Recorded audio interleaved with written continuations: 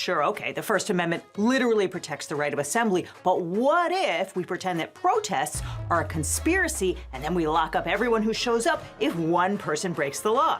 What do you think? Sounds legit?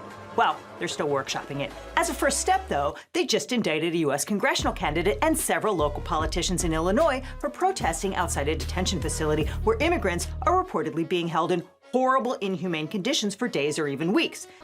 But first, who is Kat Abughazaleh? Catherine Abughazaleh is a 26-year-old activist and social media star with a talent for making content go viral. Abughazaleh's campaign focused on social justice issues and the need for generational change in political leadership. But things really kicked off when the Trump administration surged immigration agents into Chicago. Kat Abughazaleh has been on the front lines of that confrontation, protesting at Broadview weekly since the summer. And the Department of Homeland Security posted the video with the caption, "Individuals and groups impeding ICE operations are siding with vicious cartels, human traffickers, and violent criminals." Multiple federal judges have issued orders barring the use of troops and military tactics in Chicago. On September 25th, Abughazaleh was part of a crowd that briefly blocked a vehicle outside the Broadview facility. Abughazaleh was not arrested on that day, but on October 23rd, a special grand jury in Chicago indicted her along with 5 other co-defendants for conspiring to impede a federal agent in the conduct of his duties. That's the beauty of a conspiracy charge. Prosecutors can hold every member of the conspiracy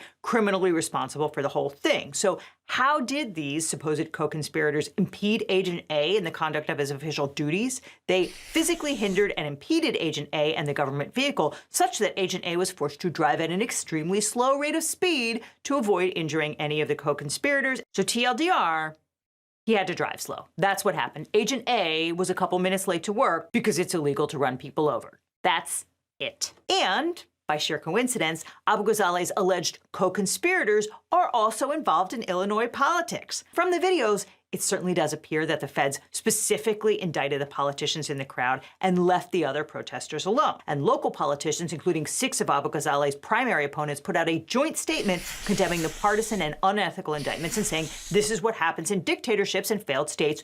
We should never accept it here."